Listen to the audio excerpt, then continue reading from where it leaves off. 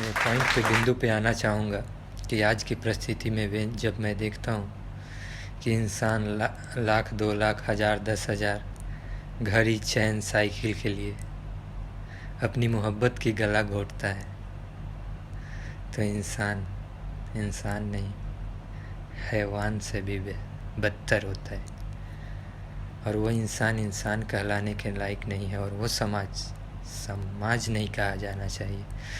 मेरे दोस्तों, मैं मौके का फ़ायदा उठाते हुए मैं अपने ज़िंदगी के कुछ लम्हे आपके साथ शेयर करना चाहूँगा। I took this matter to my parents and I told them, पापा I don't want to take the dog. They told, okay बेटा, what's the issue? You are standing for a good cause. I am with you. Not only you, our whole family will keep continue this system, and it is a good thing we are with you, and that is why I love my parents. And सच में खुद को भाग्यशाली होने का feeling आती है कि कितने अच्छे मुझे पेरेंट्स मिले हैं, कि मुझे ज़िंदगी में कभी उन्हें समझाने की ज़रूरत ना पड़ी कि दहेज क्या होता है, और उसकी बुराइयों के बारे में वो पहले से जानते थे। मैं ज़िंदगी में इतना बड़ा कुछ काम हासिल नहीं किया हुआ है, या मेरी ज़िंदगी कोई मिसाल नहीं है कि आपको अपनी ज़िंदगी के बारे में बता के आपको बोर करूं। इसलिए कमिंग टू द टॉपिक, दोस्तों, हमने सुना है कि हमारे समाज में जितने पढ़े लिखे लोग होते हैं वो समाज को रास्ता दिखाते हैं, लेकिन मैं कहता हूँ हमारे समाज में लोग जितना ज़्यादा पढ़ जाते हैं वो समाज को उतना ही ज़्यादा शोषित करना जान जाते हैं, और उसी हिसाब से शोषित करते हैं। तो शायद मैं गलत नहीं होऊंगा दोस्तों।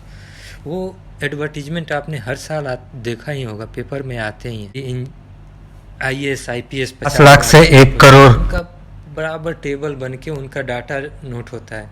IAS IPS इतना लाख, डॉक्टर इंजीनियर 5 लाख से 50 लाख, बाकी के डिपेंड करते हैं उसके बाप की औकात क्या है, लड़के का सैलरी का पैकेज क्या है। टीचर 1 लाख से 5 लाख, इस ढंग से कैटेगरी बनाई हुई है। ये कैटेगरी ऐसे बनाई हुई है जैसे आपने पशु मेला में पशुओं को देखा होगा, इतने दांत के पशु को इतना रेट, इतने दांत पशु को अगर ये दांत हो गए, इतने दांत आ गए तो इसके इतने रेट। इंसानों और पशुओं में कोई फ़र्क नहीं रह गया है। बट दोस्तों, एक चीज़ जब मैं देखता हूँ अपने समाज में, मैं ऑब्जर्व करता हूँ कि कोई भी लड़की का जब शादी होके आता है तो सबसे पहला सवाल जो उससे पूछा जाता है, तुम्हारे बाप ने तुम्हें क्या दिया है? मैं कहता हूँ ये सवाल असंवेदनशीलता की प्रकाष्ठा है दोस्त। संवेदनहीनता का मिसाल है ये सवाल। एक महिला से ऐसे सवाल कैसे कर सकती है जिसने खुद शादी हुई, उस समय उसने इस पीड़ा को झेला है। ऐसा नहीं है कि इस पीड़ा को उसने महसूस नहीं किया है, लेकिन हमारी समाज की प्रथाओं को कंटिन्यू बनाए रखने के लिए अपनी आने वाली पीढ़ी के साथ भी वही व्यवहार करना है। अपनी पीड़ा से कुछ सबक न लेके कुछ सीखी नहीं वो महिला, और आने वाली अगली जनरेशन को भी वैसे ही सता रही है। सच में ये पीड़ा मुझे बहुत दर्द देती है कि इतनी बुद्धि नहीं है इंसान के अंदर, एक छोटी सी चीज़ नहीं सीख सकती। जब एक महिला की शादी होती है, एक लड़की अपनी ज़िंदगी में सबसे ज़्यादा किसे चाहती है, सबसे ज़्यादा किसे प्यार करती है?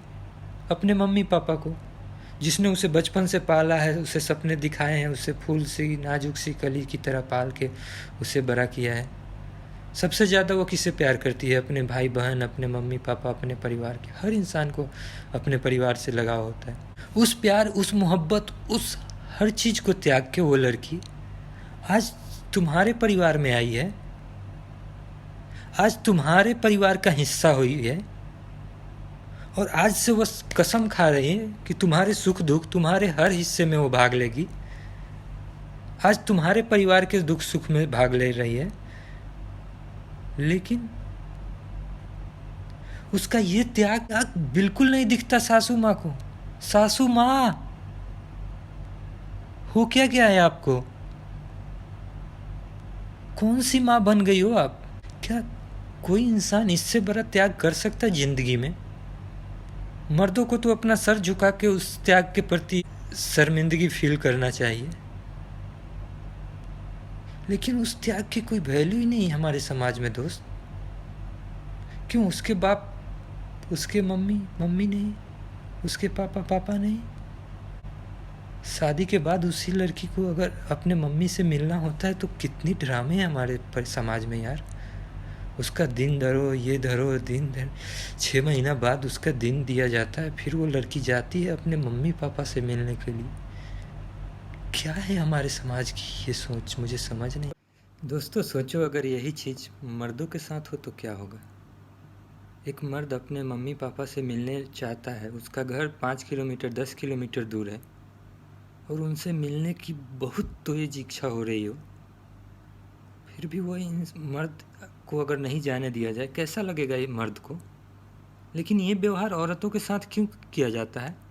औरतों को ये इस समस्या से क्यों गुजरना पड़ता है कि हमारे समाज में शादी के 1 साल बाद उसे अपने ससुराल मायके जाना है अपने बाप से मिलने के लिए?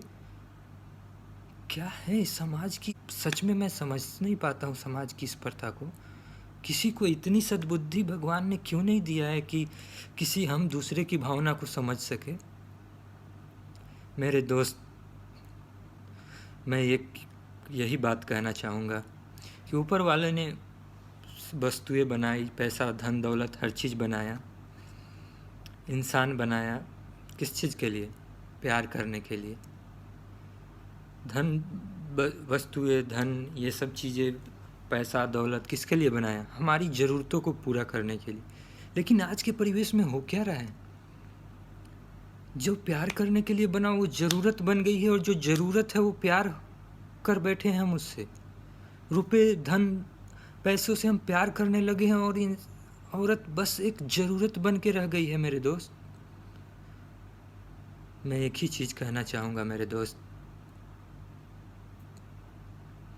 कि रिश्तेदार हम उन्हें कहते हैं जो हमें सुख दुख में साथ दे। रिश्तेदार हम उन्हें नहीं कहते जो मुझे दुख में डाल दे। यार ये कौन से रिश्तेदार, कैसे रिश्तेदार बनाते हैं हम आज की ज़िंदगी में? क्या ये सच नहीं है? मैक्सिमम बाप के ज़मीन बिक जाते हैं अपनी बेटी के शादी करने में, उसके घर उखड़ जाते हैं। सोचो उस लड़की के ऊपर क्या बीतती होगी। एक तो उस परिवार से जा रही है, दूसरा उस परिवार का सब कुछ बर्बाद हो जा रहा है। ऐसे रिश्तेदारी का हम करेंगे क्या ज़िंदगी में? ऐसे रिश्ते किस काम के यार? रिश्ते होते हैं हमारे सुख दुख में साथ देने के लिए, कि रिश्ते ऐसे हमको क्यों निभाएंगे जो रिश्ते ही हमें दुख में डाल दे? मैं बिल्कुल सख्त खिलाफ हूँ ऐसे लोगों को। दोस्त, जिंदगी में मत दो कभी भी दहेज। जो इंसान तुम्हारी कदर नहीं करता, जो इंसान तुम्हें दुख में डाल दे, क्या वो ऐसी परिस्थिति में अपना घर बेच के बेटे वाले को खुश करना पड़े? वैसे रिश्तेदार बना के भी करोगे क्या ज़िंदगी में? मैं लड़कियों के बाप से बोलता हूँ, वैसे रिश्तेदार नहीं चाहिए मुझे, सीधा बोल दो। और दूसरी बात दोस्तों, रुपए पैसे इंसान को सफल नहीं बनाते मेरे दोस्त। रुपए मिल गए, पैसे ज़िंदगी में आते जाते रहते हैं मेरे दोस्त, ये ज़िंदगी के हिस्से हैं। लेकिन पैसे कभी भी सफलता की निशानी नहीं है मेरे दोस्त। हमेशा एक बेहतर इंसान बनने की कोशिश करो।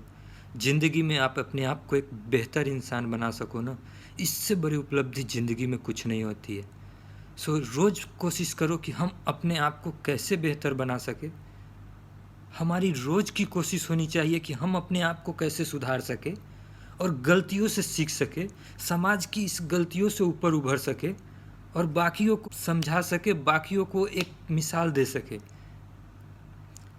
दोस्त, मेरी दाहिने आँखों में अगर बड़ा इंसान बनने का सपना है ना, तो मेरी बाईं आँखें एक बेहतर इंसान बनने का सपना देखती है मेरे दोस्त।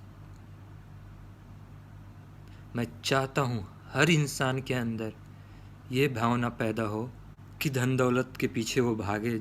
मैं ये नहीं कह रहा हूँ नहीं भागे, लेकिन खुद को एक बेहतर इंसान बनाए।